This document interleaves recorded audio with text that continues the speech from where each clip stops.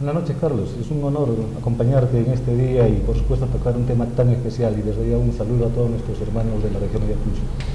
Bueno, se ha dicho que la población que fue desplazada por los problemas de la violencia fueron poblaciones que prácticamente no fueron atendidos y es la población más vulnerable que en realidad se mantiene en las mismas condiciones. ¿Qué podríamos decir? Mira, Carlos, efectivamente es una problemática que poco se ha ido atendiendo con los gobiernos anteriores. Ha habido intentos durante los años 2000, 2001, 2002 para adelante, inclusive hacer el registro de desplazados. Posteriormente, con el tema de la Comisión de la Verdad y Reconciliación y el Registro Único de Víctimas, también se ha tratado de organizarlos y de inscribirlos en el libro 2 para que el Estado pueda acompañar a estas personas desplazadas por la violencia política. Actualmente podemos decir que ya existen proyectos en marcha a favor de las personas desplazadas, de las organizaciones de desplazados en la región de Ayacucho. Muestra de ello es como parte del programa de reparaciones colectivas, por ejemplo. Durante el año pasado se han implementado 4 proyectos y este año se vienen implementando 5 proyectos más, justamente para fortalecer a la organización, para fortalecer a sus integrantes de las organizaciones de desplazados, pero también para brindarles acompañamiento y apoyo para mejorar su situación económica, su situación familiar. Proyectos que de alguna manera ellas como desplazadas han ido eligiendo y han ido viendo de qué manera pueden articular, digamos, con el mercado local. Y en ese sentido hay proyectos, por ejemplo, de crianza de aves de doble propósito, hay proyectos de panadería, proyectos de artesanía que vienen implementando, inclusive proyectos de granos expandidos, y que viene permitiendo de alguna manera, como te decía, generar recursos económicos para estas familias desplazadas. Esto a través del programa de reparaciones colectivas a grupos organizados como desplazados aquí en nuestra región de Ayacucho. Ahora, de acuerdo al reportaje que hemos tenido, se habla por lo menos de unas 15.000 familias desplazadas, que sería más o menos como 45, 50.000 personas. Estos programas que se están implementando, ¿a cuántos llegan? Según el Registro Único de Víctimas, en la región de Ayacucho tenemos casi 46.000 víctimas inscritas como personas desplazadas. Los proyectos que se han iniciado el año pasado están llegando más a grupos organizados de desplazados, y existen grupos de desplazados que se han organizado de entre 20 miembros, en algunos casos hasta 35, 36 miembros. Es un primer momento que se viene acompañando a estos grupos de desplazados. Esperamos los próximos años acompañar a más organizaciones de desplazados.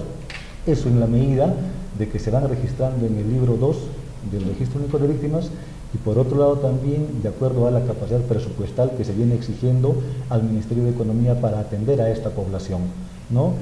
No obstante eso, Carlos, también existen pues los otros programas de reparación y que están llegando a las víctimas de la violencia en general, incluidos los desplazados. Hablamos del Seguro Integral de Salud, por ejemplo, para este sector de la población.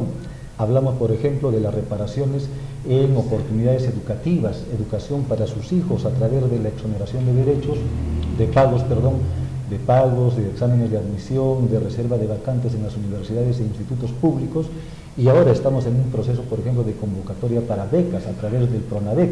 Entonces, hay programas que sí se vienen implementando y que son también a favor de este sector de la población, como ha señalado, vulnerable, que son los hermanos desplazados.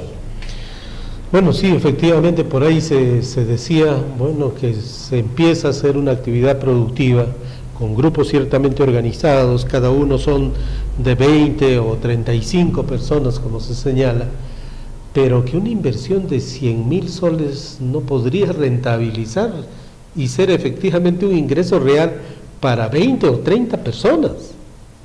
Efectivamente, hay esa preocupación, por ejemplo, en esta gestión, no toda vez que se implementaron las reparaciones todavía a partir del año 2007 con el tema de las reparaciones colectivas, y el monto que se asigna a las comunidades también para hacer obras, ya sea de infraestructura, de canales de regadío o proyectos productivos, es ese mismo monto de 100.000 nuevos soles.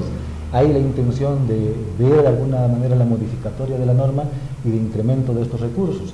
Sin embargo, en la medida que ya se han iniciado las políticas de reparación todavía del año 2007 hacia adelante, lo que se pretende es ir concluyendo por lo menos con este gran número de personas y repensar la posibilidad de incrementar las reparaciones no solo para poblaciones afectadas con ese monto, sino también para las víctimas directas de familiares de asesinados o desaparecidos, quienes también vienen demandando la modificatoria de ese decreto supremo 051, que ha señalado pues el monto de 10.000 nuevos soles de reparación económica, por ejemplo, ¿no? O sea, sí hay temas pendientes, hay temas que este gobierno no está dejando de lado, más por el contrario, ha abierto la posibilidad de conversar, de discutir y debatir con las organizaciones de afectados y escuchar sus propuestas de manera directa, y eso de repente es lo bueno que esta gestión la viene imprimiendo en el tema de políticas de reparación, porque se está buscando de alguna manera relaciones más directas, reuniones más directas, es decir, mesas de diálogo con los diferentes actores involucrados en las políticas de reparación, no solo en el país, sino también aquí en la región de Ayacucho. Entonces, hay esa predisposición de este gobierno y esperemos pues que el próximo año más o menos se vaya avanzando en estas modificatorias y podamos contar con mayores recursos para atender a esta población, Carlos.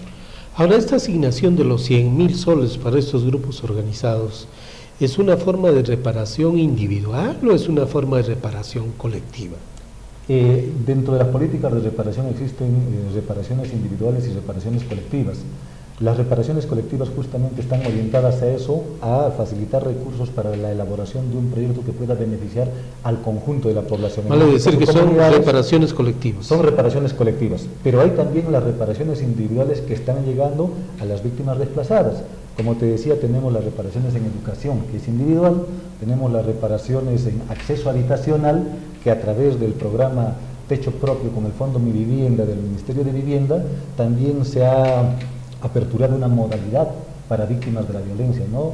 Con el programa Acceso Habitacional, quienes también tienen la oportunidad de participar dentro de estas convocatorias que hace el Ministerio de Vivienda y por supuesto si reúnen los requisitos que están accediendo en algunos lugares también a este programa, por ejemplo. Pero como cualquier poblador o por su condición de poblaciones desplazadas tienen un tratamiento especial, una bolsa especial de viviendas que van a ser asignadas a estos sectores. Como poblaciones afectadas por la violencia, ellos tienen un plus adicional en el bono habitacional. El bono habitacional, por ejemplo, el más mínimo es entre 19.000 soles que se otorga para la construcción de vivienda nueva en sitio propio, ¿no? Es decir, el poblador tiene un terrenito. Claro, pero eso es para cualquier poblador en situación de pobreza. O sea, te comento que 19.000 soles es el bono habitacional que da el Estado. Para las víctimas de la violencia que ya están identificadas y se tiene una base de datos dentro del Ministerio de Vivienda que ha sido remitido por la SEMAN, entonces a esa persona que postula al fondo como víctima de la violencia tiene un plus adicional del 51% más del bono. Es decir, si dan 19.000 soles en general a cualquier persona que se presenta, a las víctimas de la violencia el bono sube a 29.000, 30.000 nuevos soles para la construcción de la vivienda. Ahí está la diferencia del tratamiento que se da a víctimas de la violencia y en particular a desplazados que han perdido sus viviendas durante el periodo de la violencia política. Ahora, ciertamente, si hablamos ya en números, ¿cuántas personas desplazadas, por ejemplo, ya han sido beneficiarias o se espera que sean beneficiarias con este programa de viviendas?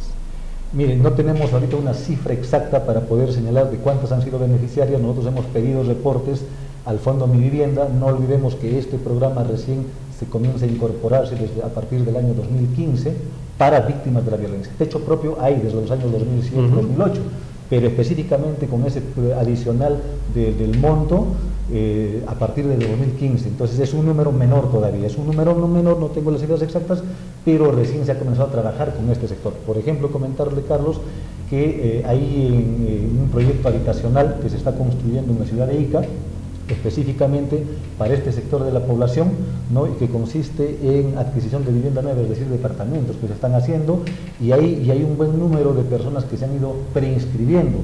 Esto, por supuesto, con el acompañamiento que vienen haciendo las instituciones involucradas en todo este proceso de implementación de las reparaciones, como por ejemplo FONCODES, funcionarios de FONCODES que han ido coordinando con los desplazados, los han ido preinscribiendo e inclusive en las próximas semanas van a estar acá funcionarios del Ministerio de Vivienda, pero también van a estar acá de la institución, en este caso la entidad técnica, no la empresa que viene construyendo las viviendas en Ica, para justamente conversar con este grupo de pobladores que se están preinscribiendo y informarles los requisitos que ellos necesitan para poder postular, por ejemplo, para la adquisición, en este caso de vivienda nueva, ¿no? En un proyecto en Ica. Claro. Ahora, esto significa que el Estado está en capacidad de poder atender las demandas de vivienda de esta población, que en realidad es grande, o de repente vamos a abrir expectativas y al final el Estado no va a poder asumirlas. Yo creo, Carlos, que uno, con la dación de la ley 28592, que crea el Plan Integral de Reparaciones y que reconoce a las víctimas, se ha ido generando expectativa. Y por supuesto esa expectativa se ha ido de a poco implementando.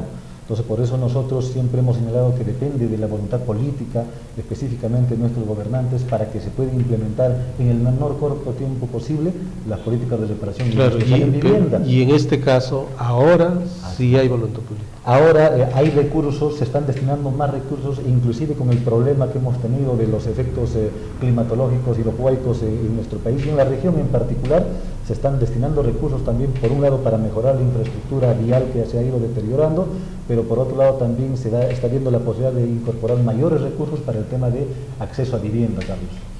Ahora, este es un tema que no solo tiene que involucrar al gobierno nacional, sino también gobiernos regionales, gobiernos locales. ¿Cuánta respuesta hay desde gobiernos regionales y gobiernos locales para atender también a estas poblaciones? La norma señala que en efecto no solo es el gobierno central y sus ministerios los encargados de implementar las políticas de reparación, sino también señala que es una obligación de los gobiernos regionales y los gobiernos locales. Lamentablemente a veces nuestras autoridades no se comprometen con esta problemática y por parte de ellos muy poco se ha ido avanzando, ¿no? Sin embargo, por ejemplo, hay cuestiones donde las cosas han ido marchando bien y a nosotros, por ejemplo, nos alegra que desde el gobierno provincial de Huamanga se haya institucionalizado ya el Día del Desplazado, ¿no? Y que se les haya reconocido a este sector de la población. Y muestra de ello es que este 26 último hemos tenido el aniversario de las organizaciones de desplazados. Eso, por ejemplo, es parte de las políticas de reparación simbólica que los gobiernos, tanto locales y regionales, están obligados a implementar. Por ejemplo, ahora tenemos ya un plan provincial de reparaciones. Esperemos que este gobierno local le dote de recursos para trabajar. En el gobierno regional, digamos, la demanda, también la exigencia ha sido fuerte y vemos que en algunos casos han dado avances, ¿no? Uno de esos temas, por ejemplo, es con demoras, pero ya tenemos el Santuario de la Memoria de la Hollada, en temas de reparaciones simbólicas, por ejemplo. Ya estos días debe estar saliendo su inscripción registrada en los registros públicos, donde se independiza todo este predio de casi más de 6 hectáreas destinado para el lugar de la memoria en la región de Ayacucho. Hace poco, en el mes de febrero, hemos firmado el Ministerio de Justicia, SEMAN y el Gobierno Regional de Ayacucho un convenio para acompañar justamente en este tema de las reparaciones colectivas y cómo desde el Gobierno Regional también se van a tener que distribuir recursos para acompañar el tema de las reparaciones colectivas. Sí, pues a veces con dificultades, con demoras, pero entendemos que mucho pasa por las personas a fin de que puedan comprometerse como personas y como funcionarios y puedan acompañar a este sector de la población que son las víctimas de la violencia.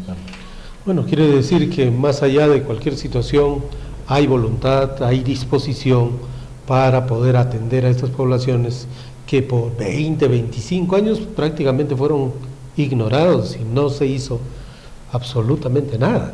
Efectivamente, imagínate, después de la violencia política son casi 30 años, después de la entrega del informe y ahora de la ley son 12 años, y en 12 años te diría que en políticas de reparación, Carlos, se ha avanzado en un 40% en general. Quiere decir que todavía nos falta, y como te señalé, mucho depende de la voluntad y de los recursos que disponga el gobierno para acompañar este tema. Por ejemplo, en salud hemos ido identificando los problemas que existe, que se genera en la atención a víctimas de la violencia, y ya se ha generado una mesa de trabajo en salud.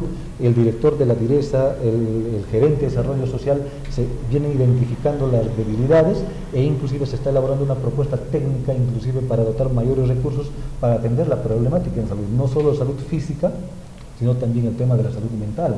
Y uno de los avances en el tema de la salud mental es que por lo menos en la región de Ayacucho tenemos ya 2 centros de salud mental instalados, uno en Pampacangallo, que se inauguró en noviembre de este año, y otro aquí en Carmen Alto.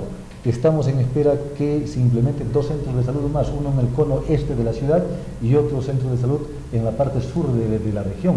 Con esto, por ejemplo, se evidencia que en efecto hay la intención de avanzar en atender a las víctimas de la violencia, por ejemplo, con las políticas de reparación en salud, Carlos. Claro. Sin embargo, habría que ser muchísimo más que los centros que se está implementando, ¿no? Multiplicarlos seguramente por 10, por 20, por 30, para realmente atender los requerimientos que hay. Bueno, Juber, muchas gracias por haber venido al programa y creo que esto ha servido para poder mostrar a la ciudadanía que efectivamente hay voluntad, hay disposición, se están haciendo cosas, pero hay muchísimo más cosas por hacer. Efectivamente, solo son 40% de avance en general en las políticas de reparación. Nosotros y esta gestión, este gobierno está comprometido con las víctimas de la violencia, lo ha señalado en reiteradas oportunidades la ministra de Justicia, ¿no? Y está haciendo todos los esfuerzos, Carlitos, para exigir mayores recursos para trabajar el tema de las víctimas de la violencia en la región Ayacucho. Bueno, muchas gracias nuevamente. Gracias, Carlos, por la oportunidad.